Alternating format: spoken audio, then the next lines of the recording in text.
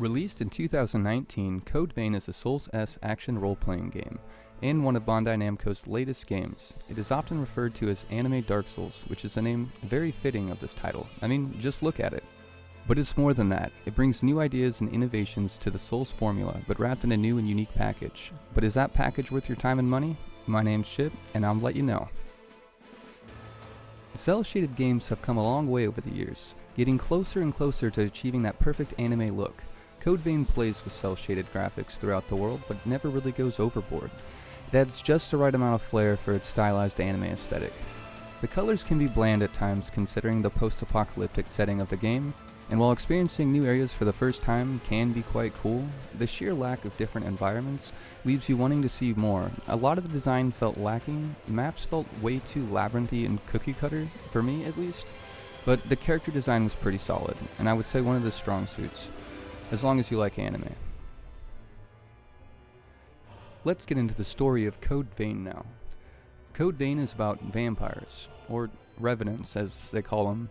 Revenants are humans that have become infected with the BOR parasite. During the transitions, they tend to lose all their memories, gain superpowers, and you guessed it, they need blood to survive.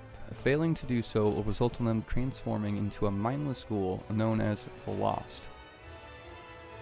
Revenants can consume blood beads as opposed to actual humans to satisfy their thirst, but there is one problem. They seem to be running out. After your character is created, you are thrown into the destroyed city of Vein, located in a post-apocalyptic world filled with revenants, ghouls, and some pretty threatening bosses. You quickly find yourself in a group run mostly by revenants that are trying to remedy the blood bead scarcity, and figure out the mysteries of the world that they're in. Dubbed Home Base, this is where you will meet most of your characters in the game. You'll do your shopping, you'll do your talking, and you'll do all that good shit here. Like Dark Souls, Code Vein embraces slow and deliberate combats against deadly enemies and even more deadlier bosses. Moving in without thinking will be punishing and will probably cost your life and your souls, and set you all the way back to that last bonfire. I mean, missile. They're called missiles, not to be confused with bonfires. You'll be constantly dodging around enemies while waiting for your opportunity to attack, parry, or blast with some flashy anime skills, all while balancing your HP, stamina, and E-core.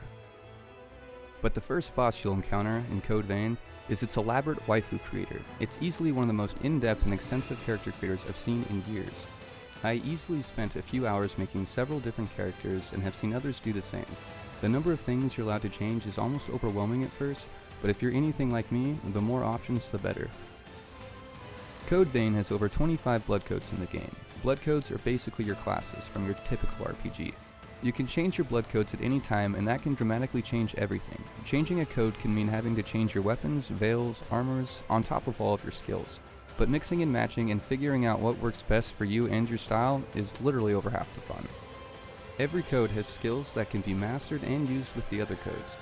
The biggest difference between the games is Code Vein's companion system. While your AI counterpart will help you out a lot over your journey, the AI has a lot of room for improvement. Unable to learn attack patterns, they don't seem to grow much outside of leveling up, but still a very vital part of your journey. The game is fairly difficult at times, and having a big dumb bot can be very crucial to surviving. Especially later in the game when the difficulty spikes start rolling out.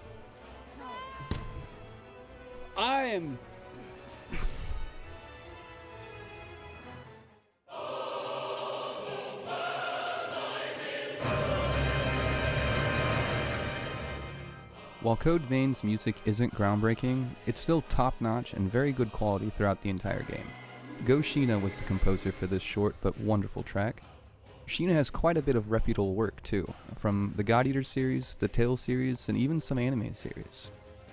From epic boss music clashing to melancholy piano pieces, he manages to convey the moods, atmosphere, and the intensity of the game quite well.